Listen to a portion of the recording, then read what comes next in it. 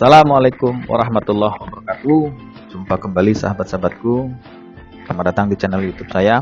Kali ini saya akan berbagi informasi terkait dengan cara mendapatkan bansos PKH, gitu ya. Jadi PKH ini teman-teman itu merupakan salah satu program nasional yang bentuknya adalah bantuan sosial. Nah, yang menjalankan itu adalah Kementerian Sosial Republik Indonesia, gitu ya. Sekilas saja gitu pengertiannya. Nanti kita next ke pengertian berikutnya. Nah, sebelum kita memasuki cara untuk mendapatkan bantuan PKH itu seperti apa, alangkah baiknya kita tahu dulu PKH itu apa. Jadi di sini pengertian PKH nih ya. PKH adalah program bantuan sosial bersyarat yang diberikan kepada keluarga dan atau rentan seorang miskin yang terdaftar di dalam data terpadu atau terdaftar di dalam DTKS, gitu ya. DTKS itu apa? Nanti saya jelaskan. Terus kemudian terdaftar dalam data terpadu program penanganan fakir miskin, diolah oleh Pusat Data dan Informasi Kesejahteraan Sosial. Itu pusat data dan informasi ini yang kita sebut Pusdatin ya. Itu salah satu unit yang ada di Kementerian Sosial yang memang tugasnya itu mengolah data. Salah satunya adalah data penerima PKH, gitu ya, yang ditetapkan sebagai keluarga penerima manfaat PKH. Nah, yang menetapkan siapa itu adalah Kementerian Sosial. Jadi dalam istilah internasional, sahabat-sahabatku, itu disebut CCT atau Conditional Cash Transfer. Jadi bansos-bansos, program-program seperti PKH ini itu nggak hanya di Indonesia, di internasional banyak yang serupa seperti ini, yang CCT. Karena memang Conditional Cash Transfer ini salah satu program bantuan sosial yang dianggap paling efektif untuk menekan atau menurunkan angka kemiskinan. Gitu teman-teman ya. Jadi di Eropa ada, di Asia ada, di Amerika sana ada, gitu. Karena memang ini dianggap salah satu cara mekanisme untuk menekan kemiskinan yang ada di negara-negara. Oke, kita next. Nah, ini pengertian lanjutan saja teman-teman. Jadi bantuan sosial PKH itu apa? Nah, kita harus tahu juga bantuannya ternyata berupa uang kepada keluarga atau seorang miskin tidak mampu dan atau rentan terhadap resiko sosial, gitu ya. Jadi keluarga miskin ini yang dimaksud adalah memang keluarga yang memang klaster paling rendah di daerah itu, persentase paling rendah di daerah itu, yang mungkin dia kekurangan sehari-harinya dalam memenuhi kebutuhan dasar. Oke ya. Yang kedua, penyaluran bansos PKH itu apa? Penyaluran bansos PKH adalah bantuan yang berupa uang kepada keluarga atau seorang miskin tidak mampu atau rentan terhadap risiko sosial berdasarkan penetapan pejabat yang menangani pelaksanaan PKH. Nah, jadi tidak serta-merta otomatis orang yang miskin itu langsung dapat bantuan PKH, tetapi ada penetapan yang dilakukan oleh pejabat yang menangani PKH. Nanti saya jelaskan bagaimana proses agar keluarga yang kurang mampu di Indonesia itu bisa ditetapkan untuk menjadi penerima PKH. Kemudian yang ketiga, KPM atau keluarga penerima manfaat PKH adalah keluarga penerima bansos PKH yang memenuhi syarat dan ditetapkan dalam keputusan. Nah, jadi penerima bantuan sosial PKH itu disebut KPM atau keluarga penerima manfaat. Jadi pengertian-pengertian tadi, sahabat-sahabatku, itu saya ambil dari sumbernya adalah Permensos nomor 1 tahun 2018 atau Peraturan Menteri Sosial Republik Indonesia nomor 1 tahun 2018. Oke, next ya. Kita sudah tahu gambaran PKH itu apa, kurang lebihnya. Sekarang kita pengen tahu tujuan PKH. Nah, jadi tujuan PKH itu kurang lebihnya ada 5 nih. Yang pertama, meningkatkan taraf hidup KPM melalui akses layanan pendidikan dan kesehatan dan kesejahteraan sosial. Jadi memang PKH itu salah satu concernnya adalah meningkatkan taraf hidup KPM. KPM ini kan orang keluarga yang menerima bantuan PKH ya, kita sebut KPM, melalui akses layanan pendidikan dan kesehatan. Jadi di situ nanti salah satu syarat penerima PKH itu adalah harus memiliki komponen pendidikan dan kesehatan. Pendidikan itu misalnya anak sekolah SD, SMP, SMA. Kalau kesehatan itu misalnya balita, ibu hamil, gitu kan. Terus kemudian kesos itu di dalam keluarga itu ada lansia 70 tahun ke atas dan disabilitas, gitu ya. Tujuannya untuk ini nih, salah satu konsennya. Yang kedua, mengurangi beban pengeluaran dan meningkatkan pendapatan keluarga miskin dan rentan. Itu sudah jelas. diberikan uang oleh pemerintah, itu harapannya bisa mengurangi beban pengeluaran, gitu ya. Kemudian meningkatkan pendapatan, tentunya secara otomatis manakala diberikan tambahan uang bantuan, tentunya akan menekan beban pengeluaran, juga meningkatkan pendapatan. Kemudian yang ketiga, menciptakan perubahan perilaku dan kemandirian KPM dalam mengakses layanan pendidikan dan kesehatan serta cash. Jadi nanti salah satu syarat dan kewajiban KPM itu kan penerima bansos PKH itu ya, salah satu syaratnya itu nanti adalah mengikuti P2K2. Nanti ada program di dalam PKH ini, ada P2K2, yaitu peningkatan kemampuan keluarga. Jadi program peningkatan kemampuan keluarga. Di situ nanti ada pendamping PKH-nya yang memberikan arahan-arahan sesuai dengan modul atau buku materi kepada KPM, dengan tujuannya agar KPM itu bisa merubah perilakunya dan mindsetnya, jadi cara berpikirnya, sehingga KPM itu nanti akan mencapai kemandirian, gitu kan. Jadi berapa juta, berapa miliar, berapa triliun kalau diberikan kepada KPM, kemudian KPM ini kan ini ya sebutan penerima bansos PK ya, itu diberikan kepada KPM, terus kemudian dia mindsetnya atau pola pikirnya itu tidak maju, itu akan sia-sia. Jadi kemandirian daripada KPM atau kesejahteraan daripada KPM itu tidak akan pernah tercapai. Nah, itu salah satu tujuan. Yang ketiga, yang keempat, mengurangi kemiskinan dan kesenjangan, itu sudah jelas. Kemudian yang kelima, mengenalkan manfaat produk dan jasa keuangan formal kepada KPM. Jadi nanti ada hubungannya dengan perbankan yang nomor 5 ini. Oke teman-teman, sudah tergambar ya. Jadi PKH itu seperti apa? Ya kurang lebihnya seperti itu, sudah tergambar. Sekarang kita next nih. Nah, ini tentu yang ditunggu-tunggu. Jadi terus kayak mana nih? Bagaimana cara bisa dapat bantuan PKH? Kayak mana? Oke, kita next ya. Kita tengok syaratnya, kita lihat caranya. Ada 4 syaratnya. Nah, ternyata ada 4 syarat sekurang-kurangnya itu agar seseorang itu bisa menjadi KPM. KPM itu kan sebutan masyarakat yang mendapatkan PKH-nya. Nah, jadi ada 4 syarat, sahabat-sahabat. Jadi yang pertama kita bahas ya. Nah, yang pertama itu berasal dari keluarga yang tidak mampu. Nah, sudah dicek apakah sahabat-sahabatku berasal dari keluarga yang tidak mampu atau miskin atau prasejahtera? Ini salah satu syarat utama. Itu berasal dari keluarga tidak mampu. Oke, sudah terpenuhi. Oke, kita next. Yang kedua, memiliki komponen yang sebutkan tadi. Jadi PKH itu kan bantuan conditional cash transfer atau bantuan bersyarat yang diberikan. Syaratnya ini salah satunya, dia harus memiliki komponen. Jadi di dalam keluarga itu harus ada komponen kesehatan, atau komponen pendidikan, atau komponen kesejahteraan sosial. Jadi salah satunya yang terdapat di dalam keluarga itu sudah memenuhi syarat yang kedua. Kesehatan ini ibu hamil, nifas, anak usia di bawah 6 tahun, balita gitu ya.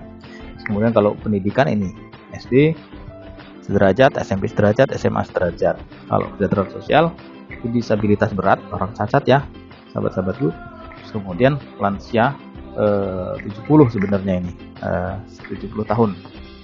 Ya, salah satu dimiliki oleh keluarga itu sudah memenuhi syarat yang kedua. Jadi yang pertama tadi miskin, yang kedua memiliki komponen. Salah satunya ini sudah memenuhi syarat. Misalnya begini, dalam keluarga itu miskin kemudian dipunya anak balita. Nah, itu sudah memenuhi syarat berarti. Gitu ya. Oke, sudah dicek sahabat-sahabatku. Sudah masuk kriteria yang kedua.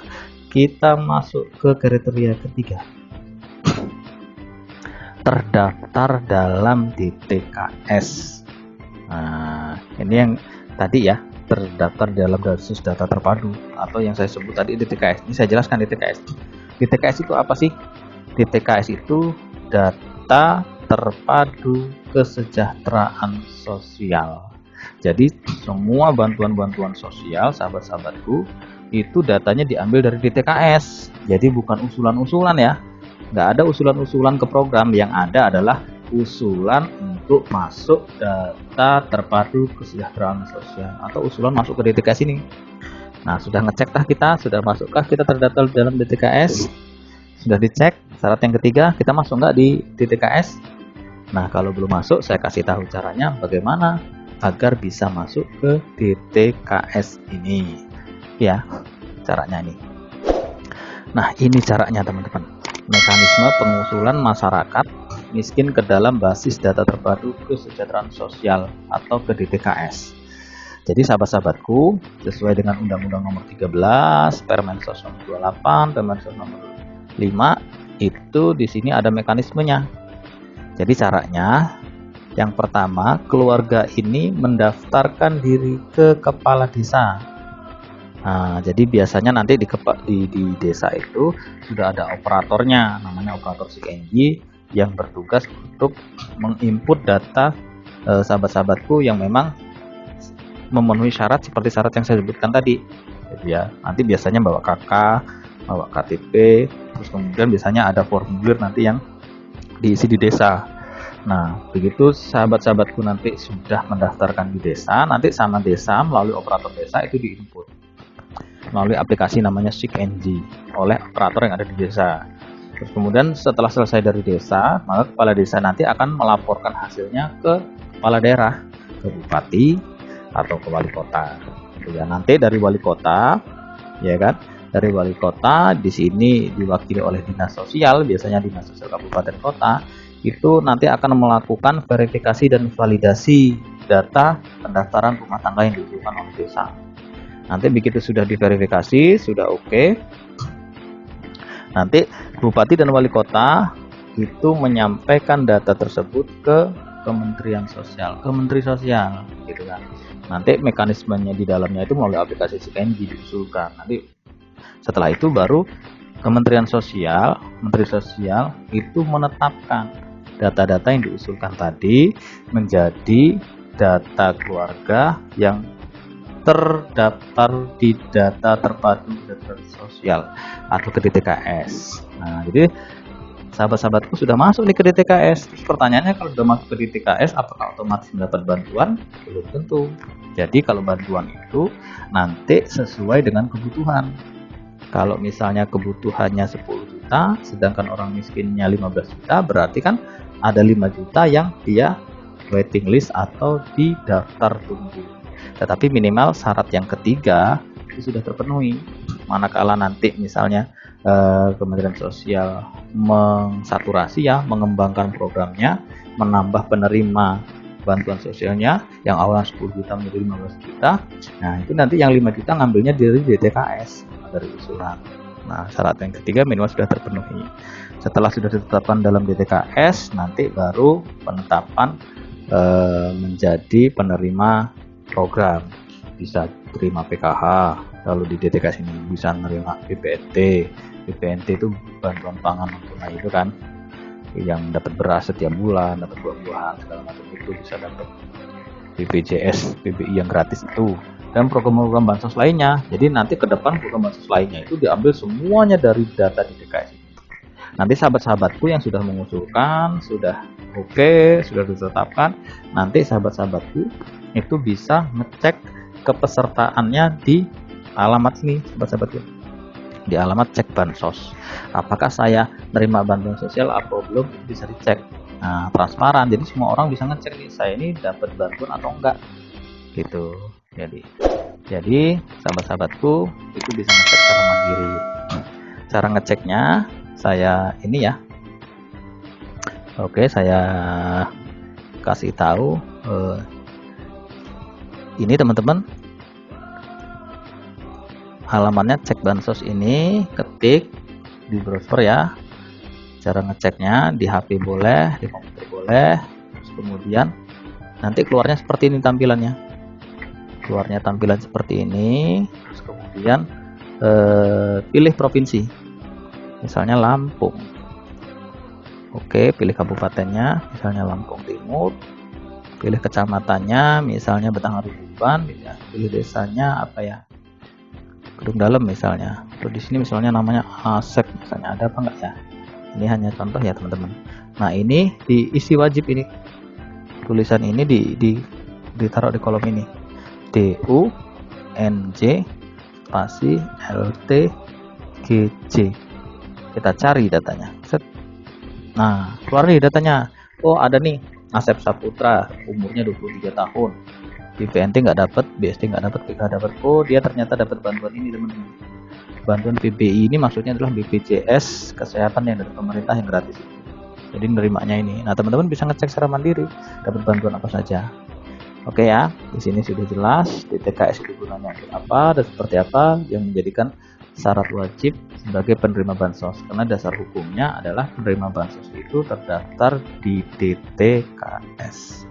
Oke, next sekarang. Next, ini udah tadi ya. Kita next. Nah, ini tadi yang saya praktekkan ya, cara ngecek bansosnya di sini, teman-teman. Oke, syarat yang keempat. Nah, syarat yang keempat atau syarat yang terakhir itu ditetapkan oleh Kementerian Sosial Republik Indonesia. Jadi yang pertama tadi adalah miskin atau dari keluarga tidak mampu. Yang kedua memiliki komponen ya. Komponen itu anak kesehatan, pendidikan, dan kesejahteraan sosial. Kesehatan itu anak balita dan ibu hamil. Dasar pendidikan itu anak sekolah SD, SMP, atau SMA, dan kesejahteraan sosial itu disabilitas atau cacat atau lansia umur 70 tahun ke atas. Kemudian yang ketiga itu syarat ketiga, dia terdaftar di DTKS. Tadi sudah saya jelaskan DTKS itu apa, cara musuhnya kayak mana gitu ya.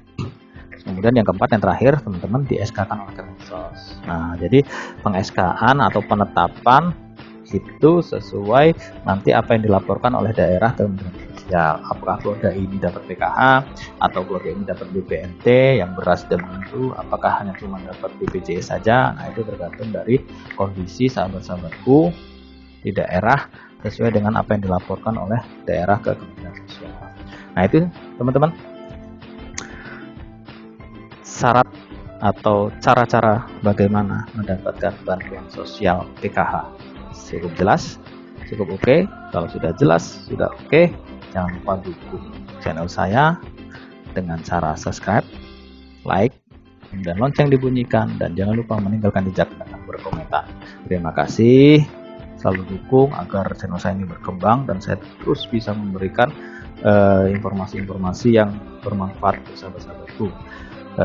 Cukup sampai di sini kali ini sahabat-sahabatku. Sampai jumpa di video-video berikutnya. Assalamualaikum warahmatullahi wabarakatuh.